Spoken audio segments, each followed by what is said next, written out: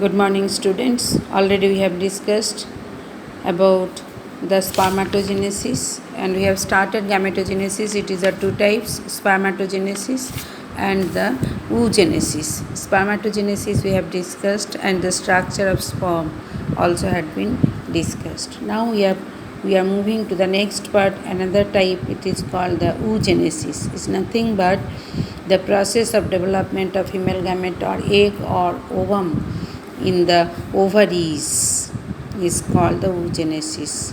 During fetal development, when the young one fertilized egg will be there in the mother's womb, at that time the certain cells of the germinal epithelium of the fetus ovary will divide by mitosis and produce millions of egg mother cells or oogonia. If the young one or the embryo is female individual, at that time fetal condition only, egg mother cells or oogonia starts to develop. No more oogonia are formed or added after birth. When the child will be coming to the earth, at that time further development will be not taking place. Whenever in fetal condition only oogonia formed. Oogonia is nothing but egg mother cells. The oogonial cells start dividing and enter into the prophase 1 or meiotic prophase division 1 to form the primary oocytes. We will come one after another, which are temporarily arrested at this stage. Primary oocyte condition will be remaining in the ovary. The primary oocytes then get surrounded by a single layer of granulosa cells to form the primordial or primary follicles. Primary follicles, that is here, primary follicle, already the diagram. In this condition it will be there in the ovary. A large number of follicles degenerate during the period from birth to puberty. So at puberty only, whenever the young one or the female child will be attaining puberty, at that time 60,000 to 80,000 follicles are left in each ovary. But when the fetus condition, millions of oogonia cells are developed, millions. Certain cells, so many will be there during the fetal stage. But at maturity, when the child will be getting puberty, 60,000 to 80,000 follicles left in each ovary. Now the primary follicles, after puberty, what will happen? The primary follicles get surrounded by many layers of granulosa cells and a theca layer. Theca means outer layer, to form the secondary follicle. So primary follicles to secondary follicle. Primary follicles, only one layer will be surrounded. Secondary follicles will be surrounded by thick layer, many layers of granulosa cells and a new theca layer to form the secondary follicles. Secondary follicle, a fluid filled space called antrum develops. Here you can see blue color, antrum develops.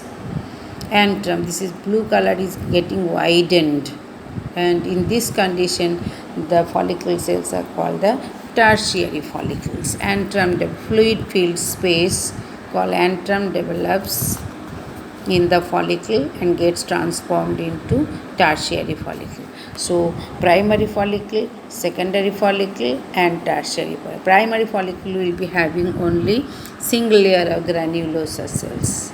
Secondary follicle, many layers granulosa cells along with a thick theca layer will be present, and antrum or fluid filled space develop in the tertiary follicle. So primary to secondary, tertiary follicle. The theca layers get organized into inner theca interna and outer theca externa. That we will be discussing in mature structure of the follicle. So theca layer is distinguished into outer externa, inner interna. At this time, the primary oocyte within the tertiary follicle grows in size and completes its first meiotic division, forms the secondary oocyte. So if we go here, we will be coming. So primary oogonia are also called the egg mother cell.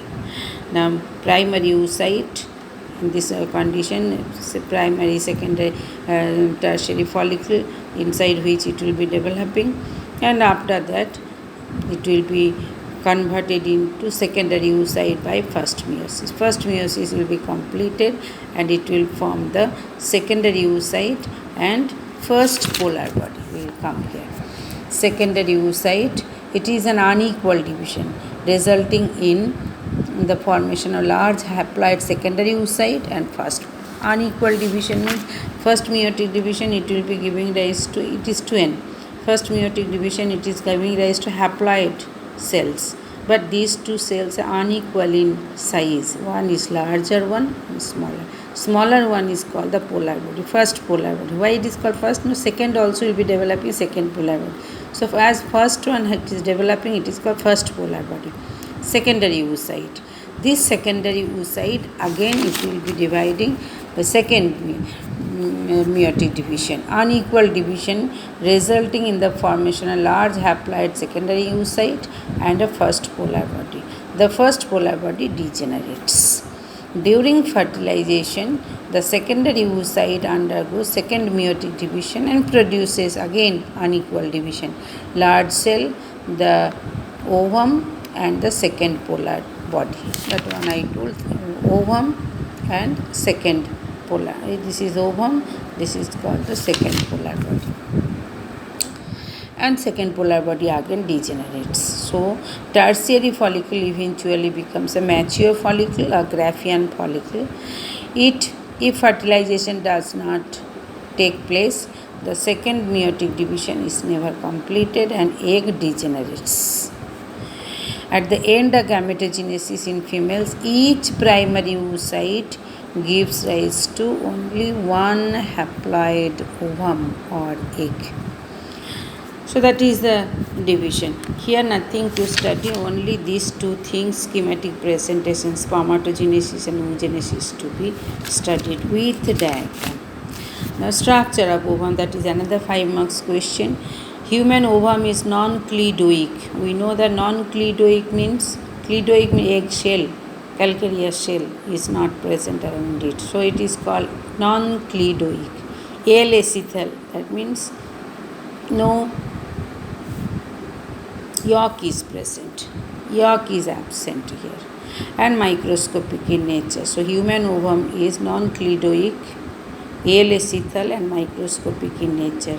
Cytoplasm of the egg is called the ooplasm. This is the cytoplasm, it is called the ooplasm. If you see the diagram, the marking, it is called the ooplasm. It is called the ooplasm. Cytoplasm of the egg is called ooplasm and contains a large nucleus which is called the germinal vesicle. If you see, this is the nucleus, it is called germinal vesicle. So contains a large nucleus called the germinal vesicle.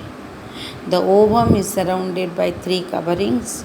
From outside we will be saying, from inside we will be saying 3 coverings, namely inner thin transparent vitelline membrane. This is called the, or vitelline also you can say. Innermost layer, it is called vitelline membrane. The yellow color stuff, the saffron color. It is called the vitelline membrane, innermost layer. Just outer to the vitelline membrane, middle layer is called thick. It is called zona pellucida. This layer is called zona pellucida, thick layer. And outer to the zona pellucida, that is the corona radiata, outer thick coat of follicular cells called the corona radiata. Between vitelline membrane and the zona pellucida, there is a narrow perivitelline space is present. Here it is not marked. In between these two, that is, it is called the vitelline membrane. This is called zona pellucida. Thin membrane is present, or is narrow perivitelline space is present. So this is the overall structure of egg. It is 5 marks question with the diagram. Now next part we are going to discuss about the menstrual cycle. Menstrual cycle or ovarian cycle occurs approximately once in every 28 to 29 days during reproductive life of the female from puberty to menopause, except during pregnancy. That's the definition. The cycle of events starting from one menstrual period till the next one is called the menstrual cycle, during which cyclic changes occur in the endometrium every month. The cyclic menstruation is an indicator of normal reproductive phase. The menstrual definition and what are the 4 phases and what are the changes are taking place in each and every phase we have to discuss. Menstrual cycle comprises of following 4 phases. Menstrual phase, that is called bleeding phase, follicular phase or proliferative phase, third phase is called ovulatory phase, and fourth phase is called the luteal or secretory phase. These 4 phases we will be discussing in the next class. Okay, thank you children.